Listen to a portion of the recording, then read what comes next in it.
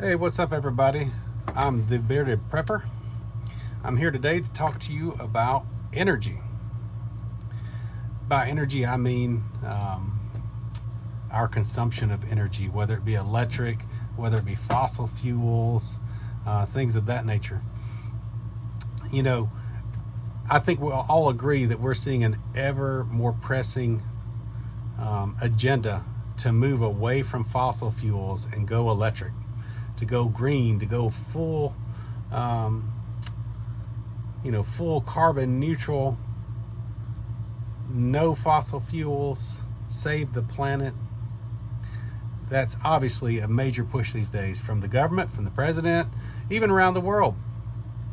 But it's very costly just to make this decision. It's almost as though people are trying to build the airplane in the air. What do I mean by that? That's an old saying where you take a crate with all the parts to build an airplane. But instead of putting it together, you get in another airplane and go high in the sky. You jump out with your crate and you decide you're going to assemble it in the air before you smack into the ground. So that's almost what it feels like to me. I've been putting out these videos, and I went through this 4-part series about being prepared, using common sense in this illogical world to make sure you're prepared for what may come, for what's next, if we hit hard times.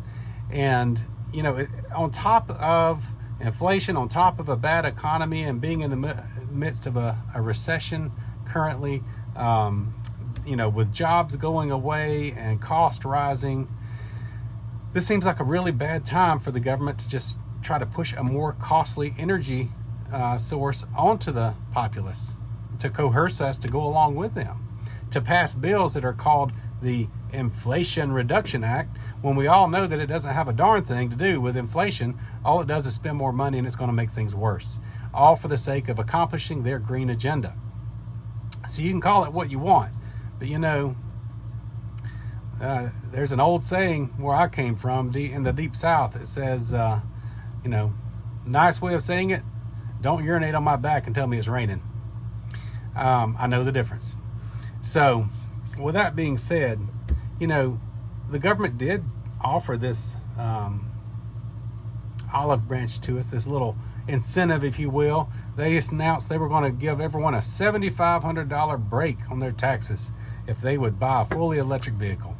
That's nice of them. I mean, now, electric vehicles are expensive to begin with, but if you're going to give me a $7,500 break, maybe it'll bring it back down to what I'm accustomed to paying for a new vehicle. However, with capitalism being what it is, and very smart people being paid to a lot of money to run these big companies, the electric vehicle companies, on the very day they passed that bill to give everyone the incentive, increased their cost of their vehicles by, you got it, $7,500. So that $7,500 they offered you was poof, gone immediately before the ink was even dry on the paper.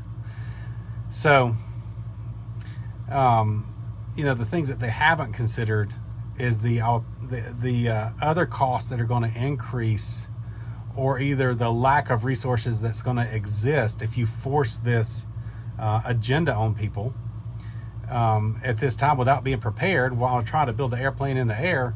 Because guess what happens if many more people convert to using electric vehicles? They must have electricity to charge them. Most of our electricity comes from the use of fossil fuels. If you eliminate the fossil fuels, there are going to be less supply, and there's going to be more demand. Doesn't take a genius to add that up and realize you're going to come out at a deficit. We may be facing blackouts in regions of the country, or rolling blackouts. If there's not enough to go around, then you just you take your turn and you do without electricity for whatever specified time they decide that you need to do without it to get the current supply to go around. I will say this. I know a gentleman that is a consultant for government agencies, as he said it in his state, the 3-letter government agencies. And his whole job is to help them brainstorm and come up with crowd control mechanisms, or how to coerce crowds to go the direction they want, And when something's going to happen that will cause civil uprising or society to uprise, like his words, for example, when there's not enough electricity next summer for everyone and people are going to have to do without their air conditioning for a while during blackouts in each region, what do we do to control those people so they don't riot? That sounds like a fairy tale. I know it sounds ludicrous, like it shouldn't make sense, but that is a real report that came to me firsthand from someone I know. That's scary, folks. If they're willing to go to that level to get what they want, I don't think it's any secret that those that are in power really don't care about how you and I are impacted. All they care about is getting what they want.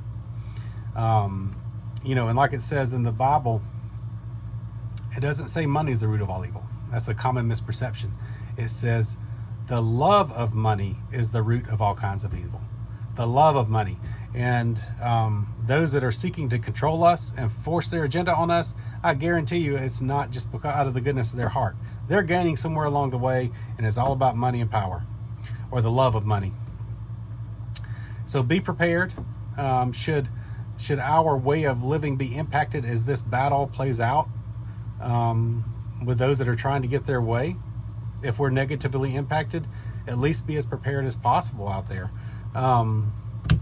Not just food, but like I've said in other videos, make sure that you have thought, what will my life look like if I'm having to do without certain things, or if I don't have electricity for an extended period of time, or I don't have access to food or water or utilities, things like that. They're pushing the windmills on us for wind energy. Did you know that windmills, each windmill can use up to 60 gallons of petroleum-based product? They have giant hydraulic disc brakes on them so they don't spin out of control. They have gearboxes. They have to cool themselves off some way. They use petroleum, so they're not clean as they pretend.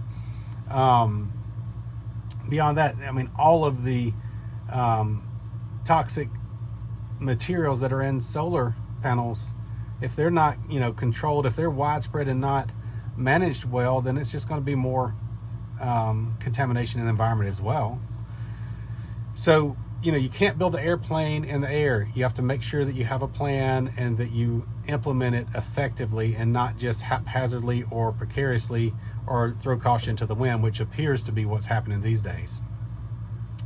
Beyond that, beyond the just what we're doing in our own country to damage ourselves, I think about outside influences. We've all seen Russia, the Russia gas hike or whatever they want to call it. They'll look to blame it on them really quickly, but we have an ominous triad that's in alliance right now. Right now, you have China, you have Russia, and you have North Korea. Imagine that.